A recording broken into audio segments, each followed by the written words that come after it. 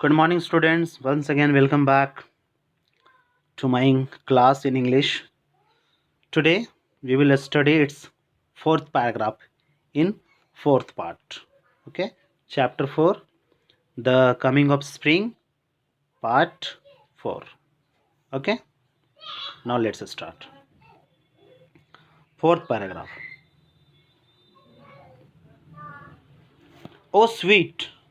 ठीक है, last time बताया, कवित्री ने बताई, स्प्रिंग सीजन से कही कि मैं नहीं जा पा रही हूँ, तुम्हारे लिए मेरा प्यार झूठा नहीं है, not untrue and not unkind, और मेरा अटेंशन भी तुम्हारी तरफ है, लेकिन मैं वहाँ जा नहीं पा रही हूँ, इंजॉय नहीं कर पा रही हूँ इस फेस्टिवल को। ठीक है, आगे हम लोग देखते हैं। ओ स्वीट, स्प्रिंग सीजन के यहाँ स्वीट बता रही है ना, स्प्रिंग सीजन इतना सुंदर होता ही है, इसलिए इसे स्वीट डिनोट कर रही है। O sweet, I am not false, मैं झूठी नहीं हूँ, टू यू, मैं झूठी नहीं हूँ। Only my very heart of late has fallen. Only my very heart. Very heart का मतलब यहाँ कह रही है, weary मतलब होता है tired. ठीक है, exhausted.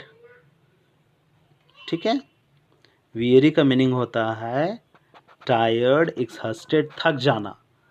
ठीक है, तो इसका दिल यहाँ पे कह रहा है कि मेरा दिल जो है थक चुका है, अब मैं बूढ़ी हो चुकी हूँ, मेरा दिल जो है थक गया है। Very heart of late has fallen, गिर चुका है, बहुत लेट हो चुका है, गिर चुका है, has fallen from its high state of laughter. High state of laughter का मतलब, हाई स्टेट का मीनिंग यहाँ पे बता रहा है high level of merriment. Merry मतलब इंजॉय करना, making merry. High level of enjoyment से उसका हार्ट जो है अब नीचे आ चुका है। Means she is saying here कि एक समय था, there was a time when I used to enjoy a lot with you. एक समय था जब मैं तुम्हारे साथ फुल इंजॉय किया करती थी, तुम्हारे साथ खेलती थी, नाचती थी, गाती थी, झूमती थी। But my heart has fallen down from there. उस इन्जॉयमेंट से, उस खुशी से अब मेरा वो नीचे आ गया है, मेरा वो वक्त नहीं रहा, मैं बूढ़ी हो चुकी हूँ। ठीक है ना, तो वो वक्त अब मेरा नहीं रहा, शी इज सेइंग। ठीक है, तब has fallen from its high state of laughter मतलब एक हाई इन्जॉयमेंट से मेरा वो टाइम चला गया है, ठीक है, बीत गया है। And has lost the clue, है ना, और खो गया है। क्लू मतलब होता है सम हेल्पफुल इंफॉर्मेशन, है ना, सुराग जिसको हम लोग हिंदी में कहते हैं। तो अब has lost the clue to all the vernal, vernal का यहाँ स्प्रिंग सीजन को ही इंडिकेट किया गया है। ठीक है, वर्नल का मीनिंग हो जाता है अप्रोप्रिएट टू, है ना, स्प्रिंग।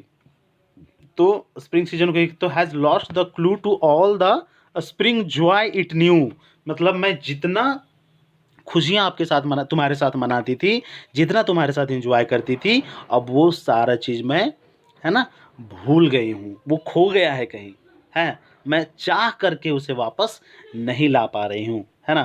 तो वही कह रही है कि my very heart has fallen, my very heart has fallen, है ना, from its high state means high enjoyment से अब वो नीचे उतर चुका है, ऑफ लाफ्टर खुशियों से, हंसी से, and has lost the clue, वो सुराग ही नहीं मिल रहा है, इन्फॉर्मेशन ही नहीं मिल रहा है ना, जो इस स्प्रिंग सीजन में खुशी मनाने के लिए जो मैं जानती थी, इट न्यू, है ना, जो मैं जानती थी, जो मैं करती थी, वो सारा अब खो गया है, अब नहीं मिल रहा है हमको। ठीक है, तो ये था हमारा फोर्थ पैराग्राफ।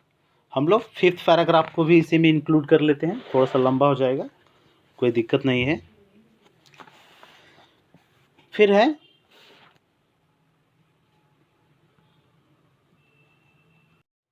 हाँ, फोर्थ पैराग्राफ में देखिए क्या कह रहा है, there was a song I use to sing. ठीक है, एक गीत था, देयर वाज ए सॉन्ग, एक गीत था,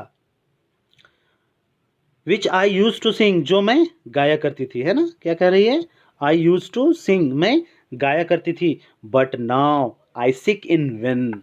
ठीक है, लेकिन अब वो क्या है, अब वो उस चीज़ को खोज रही है, लेकिन इन वेन वो बेकार चला जा रहा है। इन वेन मतलब व्यर्थ, बेकार।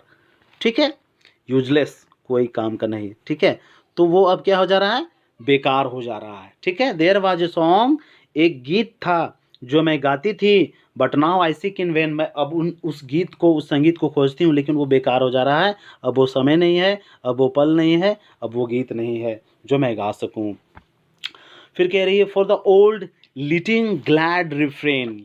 ठीक है, फॉर द ओल्ड मतलब पहले, पास्ट का बात करें। लिटिंग मतलब होता है pleasant swinging rhyming in a song, है ना। प्लीजेंट स्विंगिंग मतलब मैं झूला में झूलते हुए कुछ गाया करती थी, राइमिंग सॉन्ग, है ना, गाती थी मैं। फॉर द ओल्ड यानी पास्ट में, पहले मैं गाती थी। एंड ग्लैड मीन्स हैप्पी, खुश खुश होती थी मैं, है ना। एंड रिफ्रेन, रिफ्रेन यहाँ फिर से रिपीट हो जा रहा है लाइन आपका। रिफ्रेन का हो जाता है रिपीटेड लाइन, है ना, इन अ पोएम और song.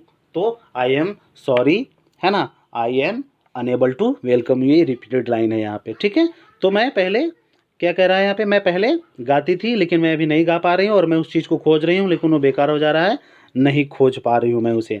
And I have forgotten everything, अब मैं सारा चीज़ भूल चुकी हूँ, है ना।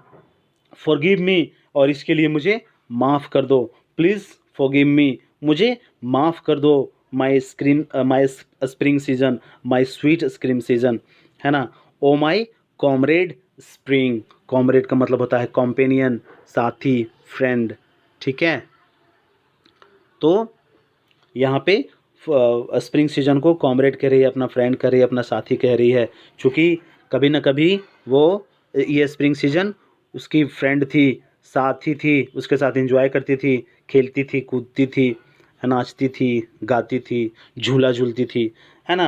There were lot of things which she use to do. ठीक है, और वो अभी ये सारी चीज़ें नहीं कर पा रही है, जिसके लिए बार बार वो दुख होती है, और स्प्रिंग सीजन से सॉरी कह रही है कि मैं ये नहीं कर पा रही हूँ।